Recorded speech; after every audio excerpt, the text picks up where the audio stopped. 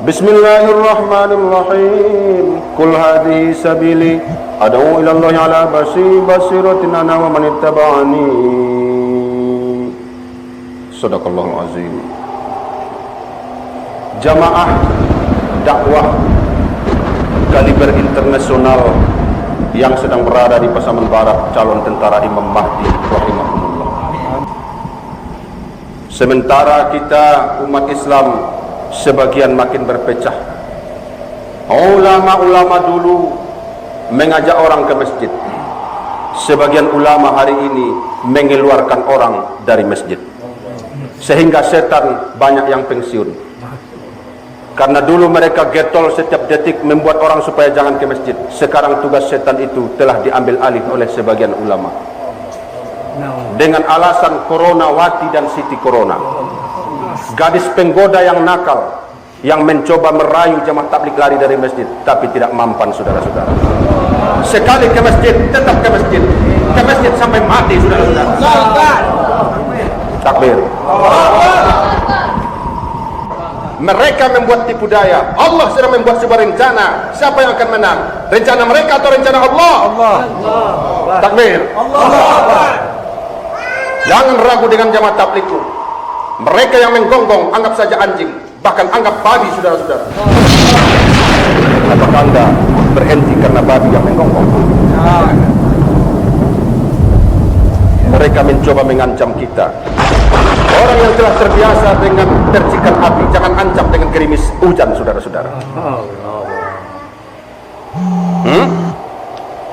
Jamaah tabligh telah terbiasa dengan mujahadah, dengan derita, dengan fitnah. Makanan sehari-harinya adalah fitnah. Hanya karena dituduh corona, tiada akan berhenti. Mereka tidak berhenti karena kita, dan kita tidak berhenti karena mereka.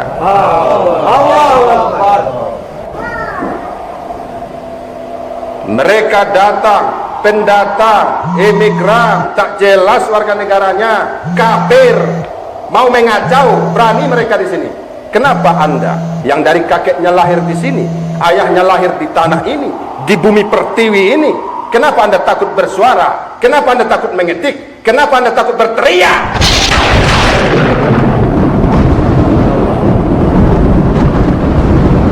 Ahbab, apa arti ahbab? Kekasih. Kekasih siapa? Kekasih Allah, kekasih Rasul. Tidak ada yang kita dengarkan selain Allah dan Rasul. Tidak ada yang kita mau tunduk pada siapapun selain kepada Allah dan Rasul. Kenapa Anda takut? Paling risiko terbesar adalah mati. Apakah tuan-tuan tidak akan mati? Apakah bapak-bapak tidak akan mati? Yang paling pasti dalam hidupmu bukan terbitnya matahari besok pagi. Yang paling pasti dalam hidup kita adalah pasti akan mati setelah itu. Benar tidak? Daripada mati sakit, mati karena asam urat, mati karena gula, mati karena kecelakaan, lebih baik mati di medan dakwah, saudara-saudara.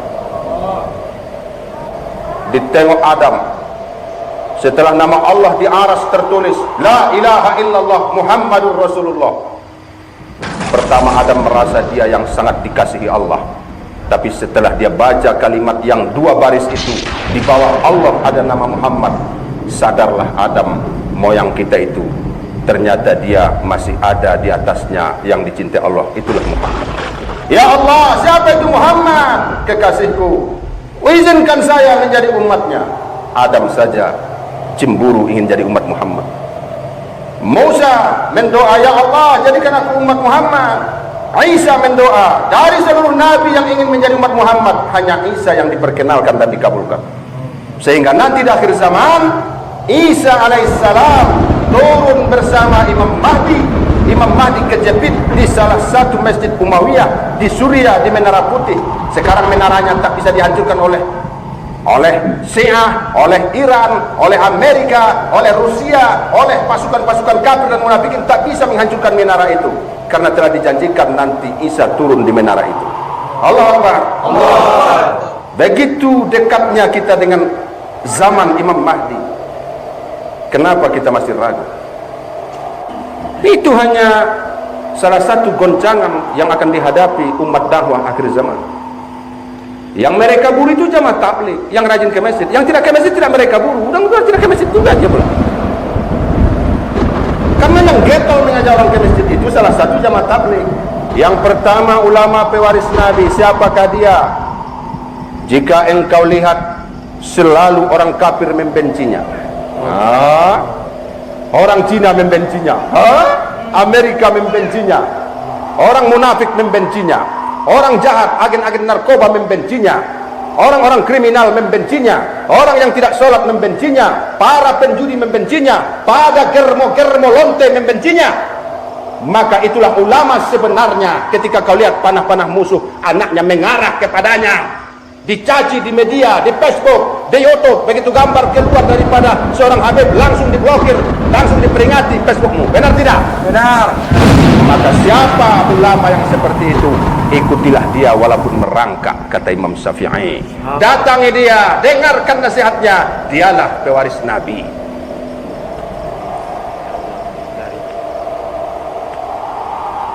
Sodakta ya Habibi ya Rasulullah, sodakta ya Rasulullah, ya Sayyidal Kaunain, ya Imam Al-Qiblatain, benar engkau ya Rasulullah. Sekarang telah kami lihat kepada siapa tertuju panah-panah ini, kepada Habib Rizik, kepada Bahar bin Smith, kepada Habib Umar, kepada Habib-Habib, kepada ulama, kepada Abdul Somad, kepada Adi Hidayat, kepada Buya Yahya, kepada ulama-ulama. Ya, mereka lah ulama itu. Datanglah berguru, dengarkan nasihatnya, walau kau harus merangkak, saudara-saudara. Masih mudah mengakses ceramah mereka di YouTube, ya dengarkanlah. Habib Umar bin Hafiz, ceramah-ceramah Abuya Sayyid Muhammad bin Alawi bin Abbas Al-Maliki, keturunan Rasulullah, dengarkanlah ceramahnya. Habib Ali Al-Jufri yang sangat ahli dalam retorika, banyak orang menangis kalau dia ceramah, bahkan dilarang datang ke satu negara. Kenapa? Kalau dia datang bangkit semangat orang, lupa orang mati. Allah Akbar. Allah Akbar.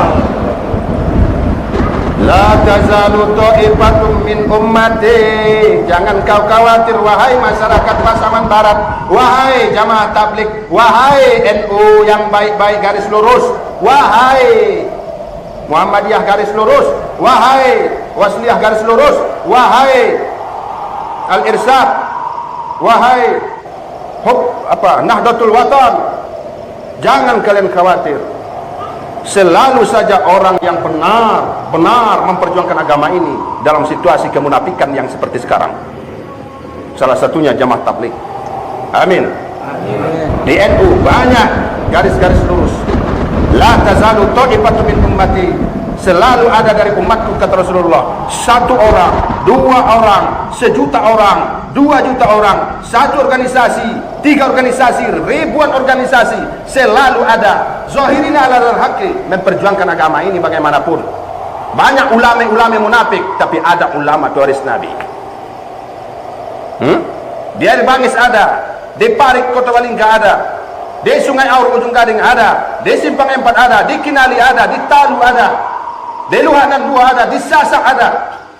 Di mana lagi? Ranah Batan ada, di Sumber ada. Di Indonesia jutaan ulama-ulama yang masih pewaris Nabi. Jangan khawatir. La tazalu ta'ifatun min ummati zahirina 'alal haqqi la yadurruhum man khazalahum. Bagi mereka tidak peduli apapun yang menantang mereka. Goncangan zilzalan sadida, mereka berselancar di atas itu gelombang, saudara-saudara. Walau gelombangnya 100 meter, mereka berselancar di atas. Kenapa? Karena imam mereka adalah Sayyidul Wujud wa imamul likulli mawjud, Muhammad sallallahu alaihi wasallam. Sekali dakwah tetap dakwah, dakwah sampai mati, mati-matian dalam dakwah, dan dakwah sampai mati. Temui umat kemana-mana, salami dia, senyum kepadanya, ramah tamah, silaturahmi, sil mangkoti aka wasin man asa ilaika. Mereka larang kau salaman, jangan dengarkan, itu ulama itu, bukan ulama itu. Mereka larang silaturahmi, jangan dengarkan, itu ulama itu, bukan ulama itu. Apa maksud mereka supaya melarang silaturahmi, salaman, dan ceramah, mengumpulkan orang ke masjid? Supaya kita jangan cerdas, karena mereka sedang semakin mengketatkan, menguatkan tipu daya. Kalau masih berkumpul di masjid, tentu ustadz-ustadznya mempengaruhi orang-orang Islam ini supaya sadar, ya kan? Ya kan? Betul. Mereka tak mau. supaya jangan ada yang kau dengar, cuma televisi kau dengar, cuma Facebook yang kau lihat, cuma YouTube yang kau lihat, tidak ada lagi orang ngomong langsung, supaya kau dibodohi mereka. Bukankah pada saat yang sama mereka telah melakukan berbagai macam tipu daya? Ketika kita berkurung, mereka tidak berkurung. Allah. Mereka ketika kita tidak berdakwah, mereka yang berdakwah. Dakwah Yahudi lah pula. Kita tidak dibolehkan menemui umat, mereka yang menemui umat.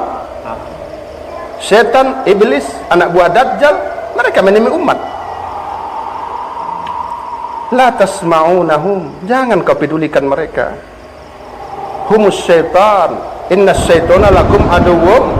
Kalau setan itu musuh, masa bicara musuh kau dengarkan? Dinasihati musuhnya dia didengarkannya pula. Nah, di mana apamu, senjatamu? Di sini. Iyalah. Di mana dapur umum kalian? Sini. Berapa pasukanmu? Sini. Kepada musuhnya, jujur pula dia. Lalu dinasihati musuhnya itu, janganlah kalian menyerang. Takutlah kalian, pergilah sama anak istrimu di rumahlah kau. Jangan berdakwah. Mau pula dia mendengarkannya. Makanya iblis dan setan sudah mulai pensiun dia, tidak lembur dia lagi sekarang. Karena tugas mereka sebagian diambil alih gulami. Diambil alih oleh tokoh-tokoh yang tidak mengerti Islam. Diambil alih orang-orang lugu, lurus tabung, tak mengerti apa-apa, tak mengerti politik. Padahal Muhammad itu ahli politik, politikus ulung, negarawan, ahli tata hati dan tata negara. Begitu. Ada profesor doktor tata negara. Itu kurang itu. Pertama kita harus ahli tata hati, baru tata keluarga, baru tata masyarakat, baru tata Quran, baru tata hadis, setelah itu baru tata negara. Kita bukan cuma ahli tata negara, ahli tata dunia. Allah Akbar. Di otak kita dunia, al-ayat. Liyuzhirahu ala dini kulli. Itu di otak kita. Rahmatan lil alamin. Wa ma arsalnaka. Islam ini harus menyebar ke seluruh alam, sampai ke kutub utara, ke kutub selatan. Di mana ada manusia di tengah laut, sampaikan ke sana. Begitu di otak kita. Dikiranya cuma negara di otak kita, terlalu kecil lah.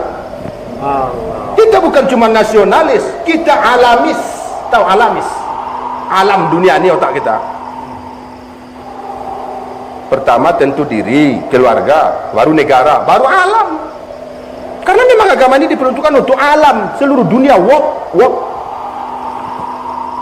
Dia masih mikir-mikir keluarga, kita sudah mikir dunia, dia mikir keluarga. Bedalah pula. Tok dengan gajah bedalah. Bani Tokiah dengan singa bedalah. Mana level itu? Ahbab ini mikirnya dunia, rahmatan lil alamin, agar semua manusia selamat dunia akhirat bersama Nabi nanti di surga Firdaus Jannatun Naim. Dia hanya memikir bagaimana perutnya berisi, bagaimana dapat bantuan 500.000 sebulan. Mana sama dengan kita itu?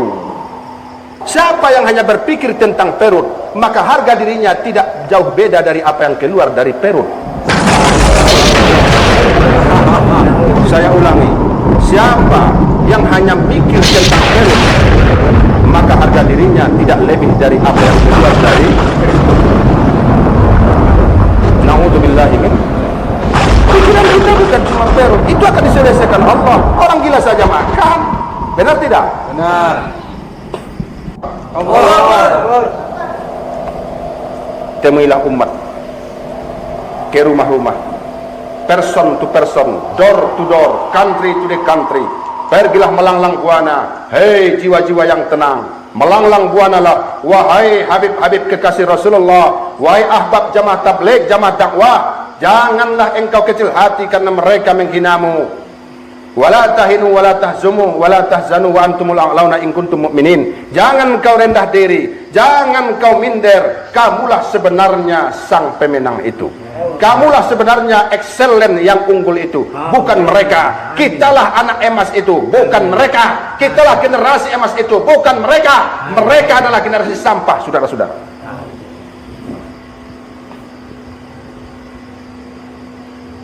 Upah kita nanti surga. Amin. Bukan cuma nanti, di dunia pun kita dapat surga. Senyum-senyum aja ya kita. Makan bersama, katanya makan menyedihkan, tidur di masjid. Dia kasihan nengok kita, kita kasihan nengok dia. Sudah banyak hartanya, banyak mobilnya, banyak tanahnya, tapi tak bisa tidur, harus makan pil tidur. Kan kasihan kita nengok dia itu. Baru dia sok-sok, Kasihan saya yang orang itu di masjid makan satu talam 5 orang. Dia tidak tahu kita makan 5 orang itu sombuh margaya mangan naben tabona. Kasihan kita sama dia, baru dia sok-sok kasihan sama kita. Betapa malangnya di kau, hei musuh-musuh Allah. Kami tersenyum bahagia, surga kami di dada dan di pikiran kami, sementara surgamu tidak hilang, tidak ada lagi. Oh, surga yang hilang. Malanglah kau. Kita 24 jam surga, senyum-senyum ketawa. Harta datang juga, iman datang juga, ilmu datang juga, saudara banyak juga. Difitnah, hampir habis, bangkit kembali. Difitnah, hampir kalah, bangkit kembali. Difitnah, hampir lebur, bangkit kembali. Itulah dakwah saudara-saudara. Assalamualaikum warahmatullahi wabarakatuh. Waalaikumsalam.